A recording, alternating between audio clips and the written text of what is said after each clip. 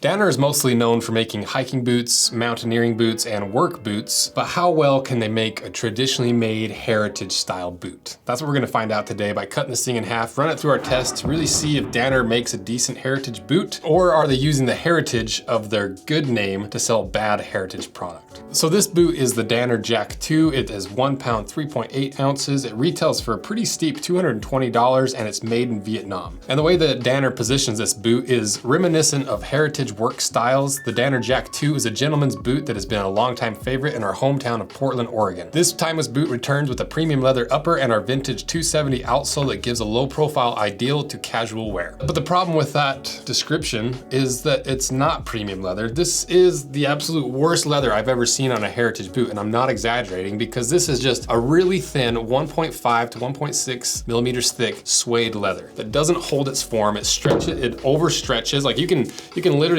push your finger up into this and it will create a bubble in the leather because of how cheap it is. And to put it in perspective, we did the puncture test and it only took 39 pounds to puncture through. And the reason this leather is so weak and terrible is because it's actually kind of a byproduct of higher quality leathers. Because if you look at the cross section of leather, at the very top part, that's that smooth leather texture that you associate with high quality leather goods. And then as you go further down in the cross section, it gets more fibrous, more furry. And so what the suede leather is they've taken off that top portion that has a tight fibers and a tight grain pattern and used it in a better product. And then they take that split portion and they rebuff it, they dye it, they make it look a little bit better quality, and then they sell it to brands that aren't buying the true premium leather and buying cheap leather to save a little bit of money. That's exactly what this leather is. It's just a cheaper cross section and a byproduct of a better leather.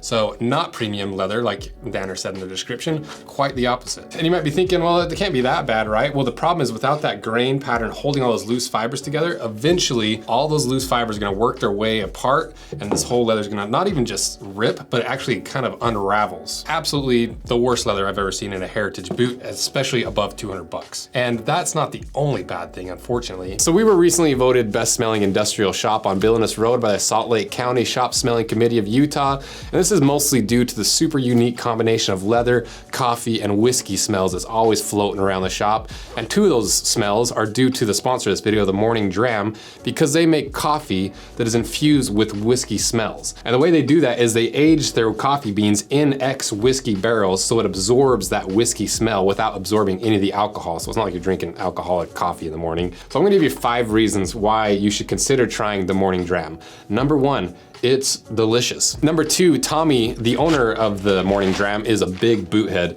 And the way that we actually connected is he was a fan of the channel. And when he started this, he reached out and was like, hey, I just started a coffee that has whiskey flavors infused into it. I think it'd be a great fit for the channel. And the rest is history. Number 3, Tommy is no chump. It's not like this is his first whiskey inspired endeavor because his bar won Best Whiskey Bar in America in 2021. Number 4, they have almost single-handedly funded the entire Rose Anvil 2 channel. And number 5, they're one of the most successful sponsors we've ever done. You guys have made it pretty clear that this is one that really resonates with you, because even Tommy said, we've had a bunch of your viewers take the time to write us notes in their orders. Some even emailed us after they ordered to make sure we knew that they had heard about us from Rose Anvil, which is super cool. So give the Morning Dram a try, and you can start with our starter kit that comes with 3 different types of coffee, a cool mug, a grinder for the beans, and a stainless steel dripper to start you on your whiskey-infused coffee venture. So thanks again to the Morning Dram. And that's not the only bad thing, unfortunately, because if you look at the heel, this heel looks like it has nails driven into it to attach it to the midsole and the insole and lock it all together like we've seen with a lot of the real traditionally made boots. This is just glued on, which glue is not the end of the world. You know, a lot of times you see those wedge soles that are completely glued on, and that works because you wear those out a lot faster and it's easier just to glue a new one on, and there's so much surface area that it's hard to get one to delaminate and fall off. But the problem with this boot is it's not a complete wedge. You have just a single piece at the heel with a really sharp edge, so that as soon as you're sitting on your motorcycle or sitting on a bar stool and you catch that lip, there's a chance you could just rip this whole heel off. And maybe you can't do it when it's brand new, but after a few months worth of wear and you've got some water in there, start delaminating, the glue's given up, it's only a matter of time before that heel pops off and now you're walking around with 0 heel in a true barefoot Danner boot. Just out of curiosity, let's see if we can just pull this off.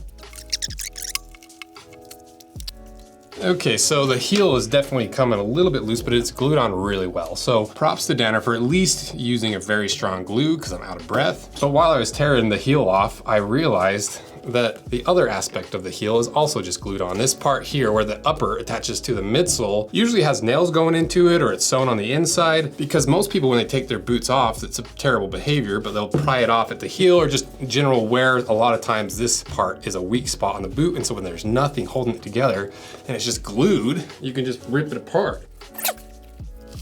Oh, there it goes. That's not what you want from a $200 Heritage boot. Okay, so I stopped halfway to tear that off. Now I'm gonna go back to the heel, see if we can get this heel to come loose. So the actual heel block itself is glued on really, really well. So I was a little bit off on that one. And that's why I like to test things, because it'd be so easy to be like, oh, it's just glued on, it's bad. But Danner glues these on really, really well. And the rest of the half sole is glued on the same way. There's no stitching or nails holding it together. And after seeing how well the heel block is glued on, I wouldn't really be concerned about this half coming off. You know, still at the toe, it could delaminate and fall apart, but you'd hope that the fact that it's stitched down at the toe would help prevent that. Even if it doesn't go all the way through the outsole, it should at least go through the midsole, which it does not. And that's another thing with this boot that drives me nuts is instead of having this stitch down at the toe, go all the way through the midsole, giving you a really solid foundation for resoles and for the durability, it only goes through that little bit of lining leather underneath. And I'm assuming it's just this really thin upper leather that they used almost as a filler material for the midsole. It's just glued to that instead of the whole thick layer of leather in the midsole. So once again, not a huge deal breaker, but it's just not the preferred way of doing it for this style of boot, just because you lose a lot of the durability. A bigger deal is now, I assumed this boot didn't have a shank, and I was ready to talk mad trash about it, because if it has a shank, you shouldn't be able to do this.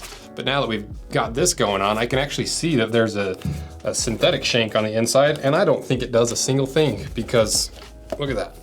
And not every boot needs a shank, especially with wedge sole boots where you've got that wedge sole making contact with the entirety of the ground underneath your foot. Whereas with a heeled boot, you don't have contact with the ground right at your arch. And so part of the reason why they use shanks is to support that part so that over time that leather doesn't sag in that gap and create a high pressure point right at the edge of the heel where the heel starts. And there are a couple other issues, you know, like even like the eyelet backer, it's just made out of fake leather. Like you've already used super cheap leather in the upper. Why not just repurpose some of the scraps or use a better leather and just use leather to back it? But instead they use a fake leather. Just a really dumb way to cut corners at the end of the day. Another way that they've cut corners in a dumb way is the tongue is a 3-piece tongue. We've only seen this in like Amazon cheap Walmart boots because it's just a way to save a little bit of material by adding a seam in the middle there. So we got a whole bunch of issues. We got a glued on outsole, we've got a glued on heel that comes apart, we've got a stitch down that's barely a stitch down, we've got the absolute most terrible leather I've ever seen in a Heritage boot. The shank's useless, and a bunch of cheap materials thrown in there just to save a few pennies. So let's cut this thing in half, see what else is on the inside, because maybe I missed something. Maybe there's a redeeming quality to this. Probably not, but let's cut it in half.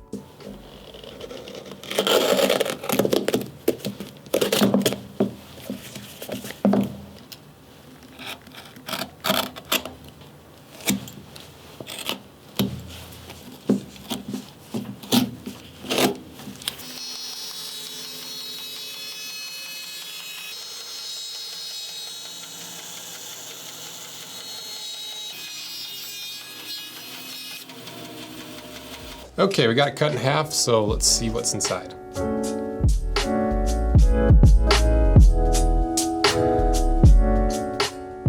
So about what we expected on the inside. Fiberboard insole, really cheap composite shank, synthetic heel counter and toe counter. The lining's really cheap. It's like a sneaker lining, which isn't a huge deal, but it's just, I would rather see something a little bit more durable. And the counter itself it's technically leather, but it's barely leather. But at least it is a dedicated leather counter cover. So there's a couple good things that we've seen on the inside. And one of those things, it does have a full length, full grain veg tan leather midsole, which was really surprising because I thought for sure for this price it was going to be leatherboard, and especially from the outside it looks like leatherboard. It's good to see that this is real leather on the inside, but it's not out of the ordinary because we see this all the time in boots even a little bit cheaper than this in Thursdays. If this boot was sold for a sneaker price, it would be a pretty awesome little entry-level, flexible, lightweight Heritage boot for an affordable price. And to back up that statement of it being severely overpriced, if you compare it to a Thursday boot that's even cheaper than the Danner, it has all the good stuff that you see in the Danner, plus extra materials, better construction style. Everything is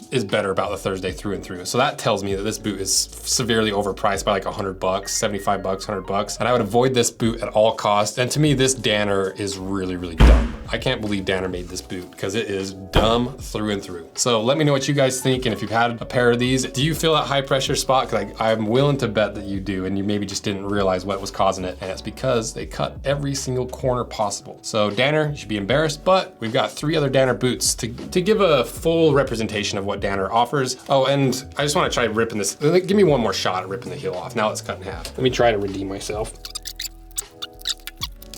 Yeah! So, these are dumb. Don't buy these. And thank you for everything you guys do. See ya.